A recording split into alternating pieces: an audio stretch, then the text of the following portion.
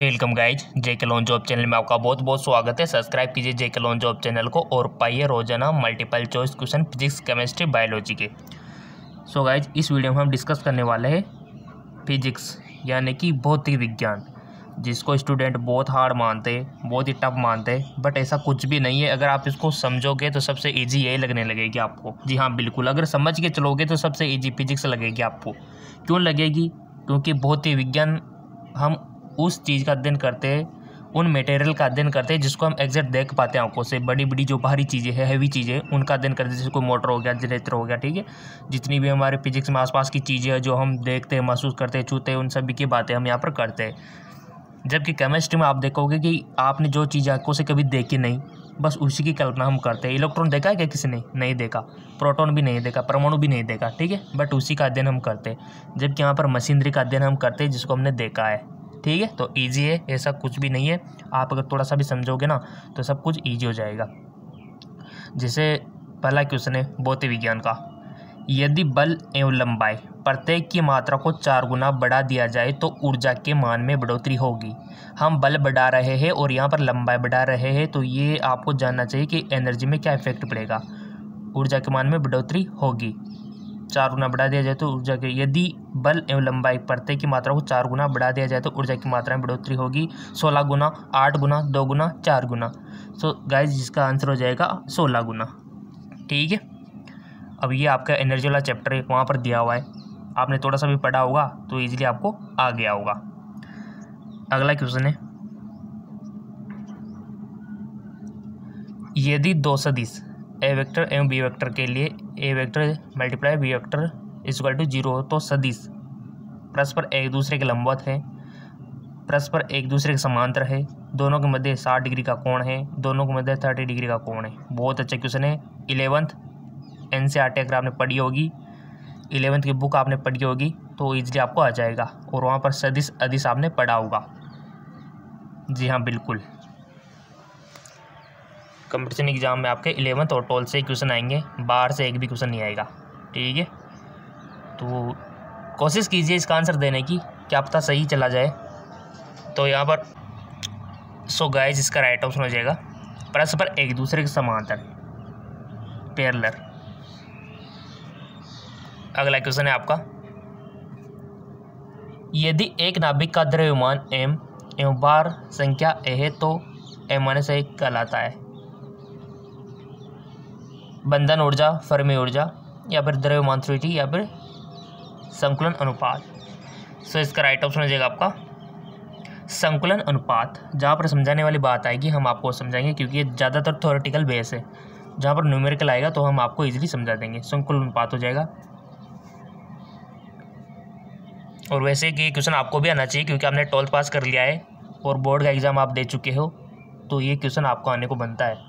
यदि कोई वस्तु नियत गति से वर्तीय मार्ग पर चलती है तो कोई कार्य नहीं हुआ है, वस्तु में कोई त्वरण उत्पन्न नहीं हुआ है, वस्तु पर कोई भी बल नहीं लग रहा है, उसका वेग सदैव स्थिर है। इंग्लिश में आप देख सकते हो, इंग्लिश भी यहाँ पर दिया हुआ है। When a body move with a constant speed along with circle, no work is done, no acceleration, ठीक है। ये आप देख सकते हो इंग्लिश में भी। यहाँ पर जहाँ पर हिंदी में किसी को दिक्कत है तो इंग्लिश भी यहाँ पर दिया हुआ है आपकी सुविधा के लिए। देखो, कोई भी वस्तु अगर नियत गति से वर्तीय मार्ग पर चलती है तो सबको पता होगा ये तो कि क्या होगा। जहाँ से स्टार्ट है वहाँ वापस ख़त्म है, तो समझ गए होंगे। बहुत सारों ने तो राइटिंग भी लगा दिया होगा।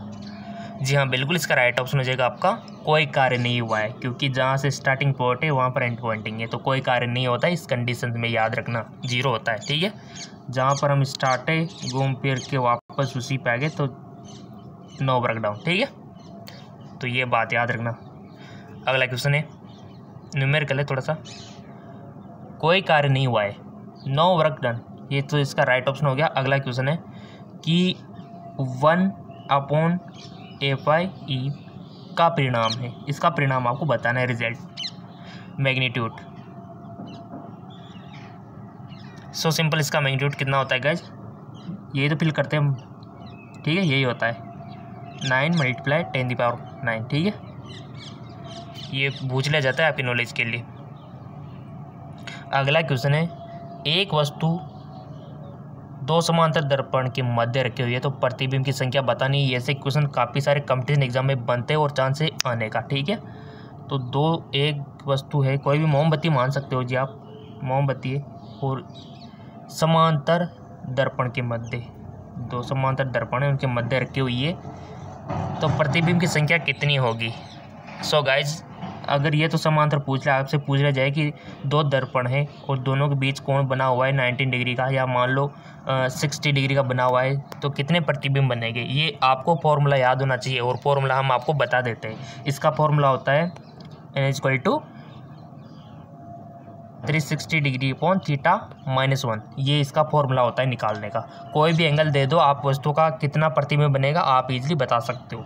जैसे मान लो कि 19 डिग्री है तो यहाँ पर 19 डिग्री भर के देख लो, सोल्व कर लो, आपका जो प्रतिबिंब बनेगा ना वो आ जाएगा यहाँ पे, ठीक है। तो बट यहाँ पर ये समांतर है तो समांतर में आप थीटा क्या भरोगे, समांतर है तो सबको पता है कि प्रतिबिंब, आपने कभी आपके कटिंग वटिंग कराई हो बॉयज़ को, ठीक है, कभी बार्बर की दुकान पे तो आपने भी देखा होगा आपके सामने समांतर बैठे रहते हो आप, एक दर्पण आपके आगे होता है एक पीछे होता है और बीच में आप होते हो, तो कितने प्रतिबिंब बनते हैं वो नॉलेज यहाँ पर आप लगा सकते हो।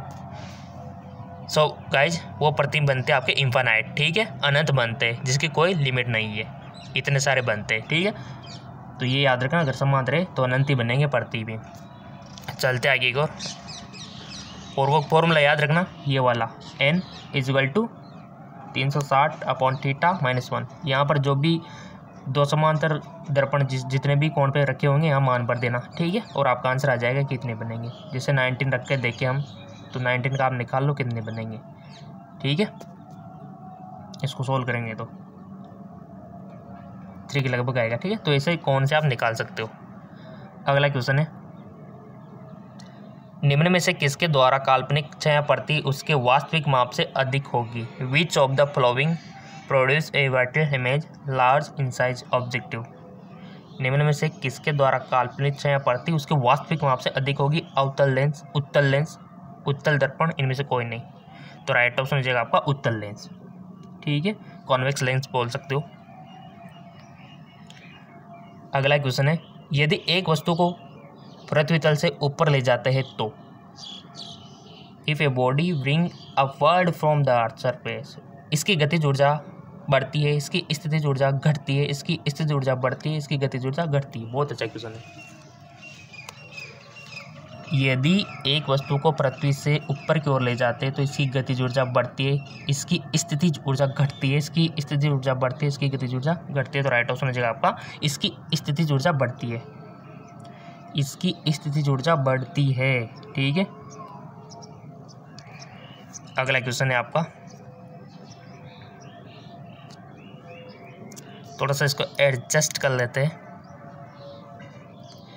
किसी भार द्वारा स्प्रिंग को x तक बढ़ाया जाता है तब स्प्रिंग में संचरित ऊर्जा होगी जहां t स्प्रिंग में तनाव, m के स्प्रिंग नियतांक है। बहुत अच्छा क्वेश्चन है और आपने 11th में पढ़ा भी होगा कि किसी भार द्वारा स्प्रिंग x तक बढ़ाया जाता है तब स्प्रिंग में संचरित ऊर्जा होगी। सिंपल सा क्वेश्चन है गाइस, आपके नॉलेज के अकॉर्डिंग बैठा हो आप, और फॉर्मूला बनाना आना चाहिए। देखो रटने से काम नहीं चलेगा, आप खुद अगर फॉर्मूला बना लोगे तो आप किसी भी प्रॉब्लम को सोल्व कर सकते हो, कोई दिक्कत आपको आने वाली नहीं है। सो गाइस इसका राइट ऑप्शन हो जाएगा आपका T2/2K, ठीक है, T2/2K इसका राइट ऑप्शन हो जाएगा।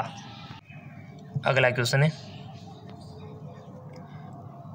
किसी बल द्वारा किया गया कार्य शून्य होता है। बहुत अच्छा, यदि विस्थापन बल की दिशा के लंबवत हो, विस्थापन बल की दिशा में हो, विस्थापन बल की दिशा के विपरीत हो, इनमें से कोई नहीं। तो किया गया कार्य शून्य कब होता है गाइज, वो होता है तब विस्थापन बल की दिशा के लंबवत हो ना, ये कंडीशन हो तो शून्य होता है। विस्थापन बल की दिशा के लंबवत हो, ये तब इस कंडीशन में होता है।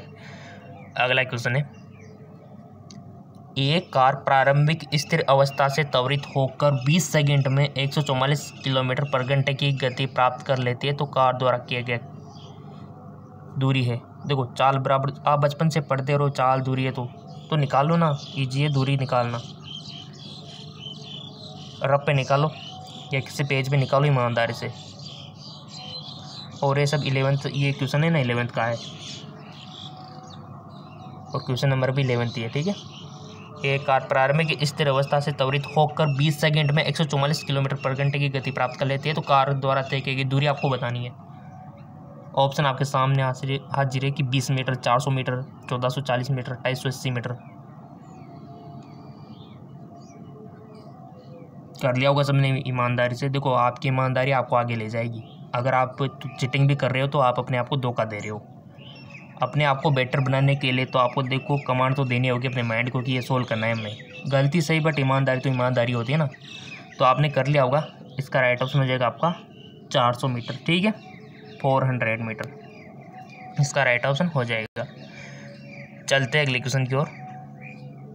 यदि किसी पदार्थ का तापमान 27 डिग्री सेंटीग्रेड बढ़ाया जाता है तो केल्विन स्केल पर यह वृद्धि बराबर होगी। किसके बराबर होगी? 300 केल्विन, 2.46 केल्विन, 27 केल्विन या फिर 7 केल्विन।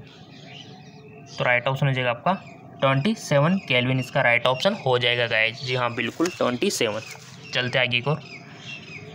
अगला क्वेश्चन है, निम्नलिखित में से ऊर्जा की एक इकाई है। किलोग्राम, वाट, आंसू शक्ति, इनमें से कोई नहीं। निम्नलिखित में से ऊर्जा की एक इकाई। देखो इकाई यूनिट तो आपसे एक दो क्वेश्चन तो बनते हैं, तो यूनिट तो आप लिख के रख लेना नोटबुक में। किताब आपके पास है, उनमें से सारी यूनिटें आप लिख सकते हो ताकि आप जब भी पेपर देने जाओ उसे 1-2 दिन पहले उनको देख लो या फिर साथ में ले जाओ, ताकि आप जब भी जाओ थोड़ा सा एग्जाम से पहले 1-2 घंटा टाइम मिलता है उस टाइम पे देख लो। ठीक है, और उनको बाहर रख दो, अंदर तो ले जाना नहीं है। ठीक है, एक तो आप अंदर ही ले जाओ, अंदर नहीं ले जाना है, आपको बाहर ही देखना है उनको। निम्नलिखित में से ऊर्जा की एक इकाई है। तो गाइस इनमें से कोई नहीं, क्योंकि यहाँ पर दिया हुआ नहीं है। ये तो आपको बेवकूफ़ बनाने के लिए यहाँ पर ऑप्शन दिए हुए, क्योंकि आप में से बहुत सारे होंगे तुक्के लगाने वाले जो हाँ लगा देते हैं कि क्या फर्क पड़ता है। ठीक है, चलता है कि और बट एग्जामिनर भी माइंडेड होता है, क्वेश्चन ऐसे देता है घुमा फिर आगे। 2 पिंडों के मध्य लगने वाला गुरुत्वीय बल Fg निम्नलिखित में से किस पर निर्भर नहीं करता है। यानी कि आपको ये चीज़ पता होनी चाहिए कि किस पर निर्भर करता है, किस पर डिपेंड करता है, तभी तो आप कह पाओगे कि इस पर निर्भर नहीं करता है। ठीक है, तो एग्जामिनर यही नॉलेज चेक करना चाहता है कि आपको गुरुत्वीय बल के बारे में कितना पता है। तो निम्न में से किस पर निर्भर नहीं करेगा? द्रव्यमान के योग पर, द्रव्यमान के गुणनफल पर, गुरुत्वीय नियतांक पर, पिंड के मध्य की दूरी पर। थ्योरेटिकल क्वेश्चन है, कोई समझने वाली बात नहीं है। अगर आपने थ्योरी पढ़ी होगी, समझी होगी, सिद्धांत पढ़े होंगे तो आप इसको इजीली कर पाओगे। आप में से बहुत सारे स्टूडेंट कमेंट करते हैं सर समझाओ थोड़ा सा। अब समझाने वाली बात क्या है, ये तो आपको थ्योरी तो है, आपने पढ़ी होगी ना, फिजिक्स में थ्योरी भी होती है, ऐसी बात नहीं है। वो उनके लिए होती है जिनको थोड़ा बहुत न्यूमेरिकल में दिक्कत होती है, तो उनके लिए थ्योरी होती है। वो थ्योरी से भी आप पास हो सकते हो। ठीक है, क्योंकि काफ़ी सारी थ्योरीज आपको दी हुई होती है। सो गाइज आपने चूज कर लिया होगा। किसी ने तो द्रव्यमान के योग पर किया होगा, किसी ने द्रव्यमान के गुणनफल पर किया होगा, किसी ने गुरुत्वीय नियतांक पर, किसी ने पिंड के मध्य की दूरी पे। जो भी किया है एनालिसिस कर लेना, इसका आंसर हम आपको बताने जा रहे हैं। सो गाइज राइट ऑप्शन है इसका द्रव्यमान के योग पर। ठीक है, द्रव्यमान के योग पर डिपेंड नहीं करती, बाकी द्रव्यमान के गुणनफल पर, गुरुत्वीय नियतांक पर, पिंड के मध्य की दूरी, इन सभी पे तो करती है। तो ये याद रख लेना कि गुरुत्वीय बल इन पे तो करता है, इन पे नहीं करता है। ठीक है, तो राइट ऑप्शन हमारा द्रव्यमान के योग पर। बहुत अच्छा क्वेश्चन है। चलते आगे की ओर। द्रव्यमान के योग पर डिपेंड नहीं करता गुरुत्वीय बल। अगला क्वेश्चन है आपका, बहुत ही अच्छा क्वेश्चन है। एक न्यू आवर्ती का प्रोटॉन जिसकी दहली आवर्ती न्यू 0 है, धातु की सतह पर आपतित होता है, आय उत्सर्जित इलेक्ट्रॉन की अधिकतम गतिज ऊर्जा होगी। बहुत अच्छा क्वेश्चन है guys. H new minus new 0, H new plus new 0 या फिर 1/2 H new minus new 0, 1/2 H V plus new 0। बहुत अच्छा क्वेश्चन है। अधिकतम गतिज ऊर्जा होगी कितनी होगी?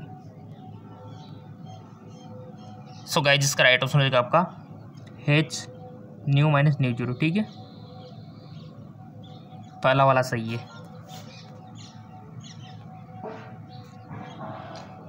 यदि किसी पदार्थ का ताप 140 डिग्री फ़ारेनहाइट है तो डिग्री सेंटीग्रेड में इसका ताप होगा। बताइए, यदि किसी पदार्थ का ताप 140 डिग्री फ़ारेनहाइट, देखो ये बहुत अच्छा क्वेश्चन है गाइस। ये आपको आना चाहिए फ़ारेनहाइट को डिग्री सेंटीग्रेड में बदलना, डिग्री सेंटीग्रेड को फ़ारेनहाइट में बदलना, किसी भी चीज़ को किसी भी चीज़ में कन्वर्ट करना। और ये आपका बहुत अच्छा पहले टॉपिक में 11th में सिखाया गया आपको। कि किसको किस प्रकार कन्वर्ट किया जाता है। तो यहाँ पर ऑप्शन है आपके सामने 105, 32, 140, 60 आपको क्या बताना है, 140 फ़ारेनहाइट को बदलना है डिग्री सेंटीग्रेड में। तो बदलो, पेन चलाओ, ताकि आपको थोड़ी सी नॉलेज बढ़े, ठीक है, ईमानदारी से। और आप बहुत अच्छे प्यारे स्टूडेंट हो, ज़रूर आप कर रहे होंगे, इसको कीजिए। थोड़ा बहुत 5 सेकंड का टाइम हम आपको दे देते हैं। सो गाइज, ये लीजिए आपकी सुविधा के लिए, ठीक है। ये वाला है फ़ारेनहाइट को डिग्री सेंटीग्रेड को फ़ारेनहाइट में बदलने का, और ये है फ़ारेनहाइट को कन्वर्ट करने का सेल्सियस में, ठीक है। तो ये दोनों फॉर्मूला आप नोट कर लीजिए, काम में आएंगे आपके, ठीक है। और आपको एक्सप्लेन कर दिया है, अब आप नहीं कर सकते कि एक्सप्लेन नहीं कर रहे, ठीक है। सिंपल है, आपको ये दोनों याद रखने फॉर्मूले। अगर कोई भी चीज़ आपको डिग्री सेंटीग्रेड में दे दी जाए और फ़ारेनहाइट में पूछे कि इसको फ़ारेनहाइट में कन्वर्ट करो, तो ये फॉर्मूला लगा देना। और कोई भी अगर आपसे पूछे कि इनको फ़ारेनहाइट को सेल्सियस में बदलो, तो ये लगा देना, ठीक है। दोनों आपके सामने है, चाहे तो आप इसका स्क्रीनशॉट ले सकते हो, ठीक है। समझ में आ गया? तो चलते अपने वापस टॉपिक पे।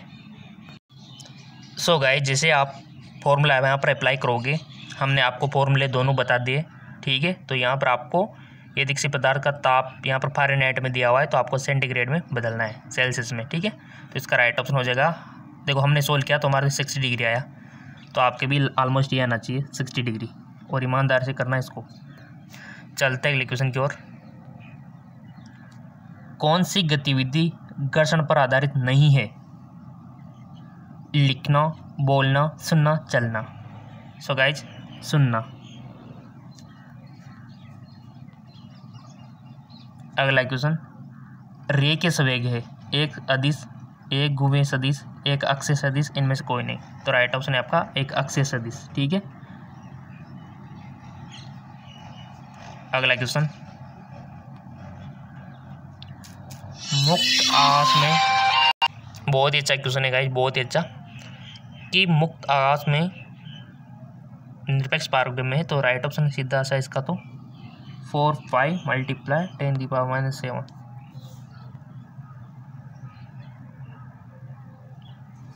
अगला क्वेश्चन, प्रत्यावर्ती धारा हेतु वर्गमाध्य मूल मान बराबर होगा। देखो, प्रत्यावर्ती धारा वाला चैप्टर इंपॉर्टेंट है गाइज।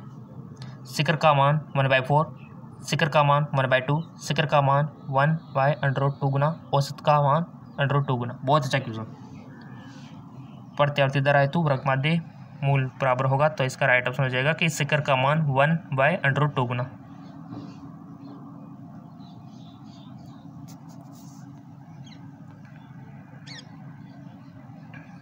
अगला क्वेश्चन, नाभिक के द्रव्यमान का भार, the mass number of nucleus, हमेशा इसके परमाणु भार में कम होता है, हमेशा इसके परमाणु भार से अधिक होता है, कभी कभी परमाणु भार से कम और कभी कभी बराबर, कभी कभी परमाणु भार में अधिक और कभी बराबर होता है। तो राइट ऑप्शन हो जाएगा आपका कभी कभी परमाणु भार से अधिक और कभी कभी बराबर होता है, ठीक है। कभी कभी परमाणु भार से अधिक और कभी कभी बराबर होता है, इसका राइट ऑप्शन हो जाएगा, ठीक है। चलते आगे एक और। अगला क्वेश्चन है आपका, देखो क्वेश्चन सारे इंपॉर्टेंट है, अगर ये भी क्वेश्चन आपको कम लग रहे हो तो एक और चैनल है GK MCQ MK channel, link नीचे डिस्क्रिप्शन में दिया हुआ है। अगला क्वेश्चन है आपका, लेंज के नियम का परिणाम किसके संरक्षण के सिद्धांत की पुष्टि करता है? आवेश, धारा, संवेग, ऊर्जा। बहुत अच्छा क्वेश्चन है, लेंज का नियम आपने पढ़ा हुआ है 12th physics. So guys, length के नियम का परिणाम उसके संरक्षण के सिद्धांत की पुष्टि करता है, राइट ऑप्शन हो जाएगा ऊर्जा की, ठीक है, एनर्जी। अगला क्वेश्चन है, दूरबीन की विवेदन क्षमता निर्भर करती है। बहुत अच्छा question. The resolving power of telescope depend on, किस पे डिपेंड करती है दूरबीन की विवेदन क्षमता? नेत्रिका, लेंस के पक्ष दूरी पर, वस्तु लेंस की पक्ष दूरी पर, दूरबीन की लंबाई पर, वस्तु लेंस के व्यास पर। किस पे डिपेंड करती है गाइस दूरबीन की विवेदन क्षमता? The resolving power of telescope depend on, choose कर लिया हुआ, लेट मी चेक। इसका राइट ऑप्शन है वस्तु लेंस के व्यास पर, ठीक है, फोर्थ ऑप्शन सही हो जाएगा। इस पर डिपेंड करती है वस्तु लेंस के व्यास पर। अब मानो एक क्वेश्चन ऐसे भी आ सकता है कि आपको निर्भर वाली चीज़ें सारी दे दी जाएगी और एक निर्भर नहीं वाली दे दी जाएगी। ऐसे क्वेश्चन बना सकता है कि ध्रुवण की विभेदन क्षमता किस पर निर्भर नहीं करती है। ठीक है, तो एक क्वेश्चन आप भी थोड़ा बहुत दिमाग लगाएगा, क्योंकि एग्जामिनर क्रिएटिविटी करके कुछ ऐसे क्वेश्चन बना देते हैं। अगला क्वेश्चन है, कुंडली में वृद्ध चुंबकीय फ्लक्स किसके समानुपाती होता है। ठीक है, magnetic flux associate with A coil in the directly. कुंडली से संबंध, कुंडली वो नहीं है जो आपकी कुंडली होती है। ठीक है, कुंडली देख लो, कॉइल्स की बात हो रही है, कुछ इस प्रकार की होती है। ठीक है, फ्लक्स किसके समानुपाती होता है, उनमें प्रारंभिक धारा के, कुंडली की लंबाई के, कुंडली के प्रतिरोधकता के, या फिर सभी पे, all of this. So right question तो आप चूज कर ही लोगे, बट आपने अभी तक फेसबुक और इंस्टाग्राम पे फॉलो नहीं किया तो कर लेना। लिंक नीचे दिए रखा है हमने हमारे फेसबुक इंस्टाग्राम का, ताकि कोई भी इन्फॉर्मेशन आपको तुरंत पोस्ट मिल जाए उसकी। किसके समानुपाती होता है, तो राइट ऑप्शन हो जाएगा आपका उसमें प्रारंभिक धारा के। ठीक है, उसमें प्रारंभिक धारा के होता है समानुपाती। अगला क्वेश्चन है, बहुत अच्छा क्वेश्चन। एक 220 वोल्ट और 100 वाट के बल्ब को 110 वोल्ट के स्रोत में जोड़ा जाए, कुल शक्ति खपत होगी। बहुत अच्छा क्वेश्चन, बहुत अच्छा क्वेश्चन है गाइस। बताओ, ईमानदार से पेन चलाओ थोड़ा सा। क्वेश्चन इंपॉर्टेंट है और न्यूमेरिकल है। ठीक है, अब आप में से बहुत सारे स्टूडेंट पूछेंगे सर थोड़ा सा समझा दो ना। ठीक है, समझा देंगे, कोई दिक्कत वाली बात नहीं है। देखो, समझाना तो हमारा फर्ज है। बहुत अच्छा क्वेश्चन है और काफ़ी सारे फॉर्मूले आपने पढ़े होंगे। हमसे खपत यानी कि कुल शक्ति आपसे पूछी जा रही पावर, तो काफ़ी सारे फॉर्मूले हमने फिजिक्स में पढ़े हुए हैं। तो चलिए हम आपको एक्सप्लेन कर ही देते हैं, ताकि आपके मन में ये ना रहे कि आपने समझाया नहीं। ठीक है, तो चलिए आपकी डिमांड कर देते हैं पूरी। ये देखो ये किस प्रकार से होगा, पहले तो आप ईमानदार से कर लो, कर लिया होगा आपने। चलो अब हम इसका सॉल्यूशन हम आपको बता देते हैं। सो गाइज, ये लीजिए, हमारा तो एग्ज़ाम भी नहीं है, लेकिन फिर भी हम आपके लिए इतनी मेहनत करते हैं। देखो, हम तो पूरा करके देखते, आपको भी थोड़ा सा पेन चलाना चाहिए। ठीक है ना, जब हमारे एग्ज़ाम ही नहीं है फिर भी हम आपके लिए इतना करते। आपके तो खुद के एग्ज़ाम है, तो आपको तो और ज़्यादा मेहनत करनी चाहिए। सब कुछ आसान है गाइज, बहुत फॉर्मूले आपने पढ़े होंगे। v/v²/r। ठीक है, और किस प्रकार से आप निकाल सकते हो अगर आपको कोई भी वैल्यू नहीं दी हुई है। तो हमारे आंसर है 25 वॉट। कितना, 25 है। देखिए वो सारी वैल्यूज आपको दी हुई है। v/220 यहाँ पर दिया हुआ है, फिर यहाँ पर 100 वाट दिया हुआ है। ठीक है, एक ये फॉर्मूला रेजिस्टेंस का यहाँ पर दिया हुआ है। अगर आपको आर निकालता हो, क्योंकि r=v²/p होता है, v²/p। तो v²/p ये बढ़ दिया, तो अपना आर ये आ गया। तो आर का मान इस फॉर्मूले में यहाँ अप्लाई कर दिया, और v² क्या था अपना। ठीक है, v²/r। तो सिंपल है गाइज, तो इसका हमारा 25 हो जाएगा। इसका राइट ऑप्शन 25 वोट। बहुत सिंपल है गाइज। ठीक है, तो यहाँ पर हम मान भर देते इसका, v का 110, तो 110 ये स्क्वायर हो गया, और r का मान यहाँ से ले लिया, तो 25 आ जाएगा आपका। सिंपल। सो गाइज, इसका राइट ऑप्शन भी आप देख सकते हो, 25 वोट ये। सो इस बात पर हो जाए आपको फेसबुक इंस्टाग्राम पे फॉलो, तो लिंक नीचे डिस्क्रिप्शन में दे रखा है।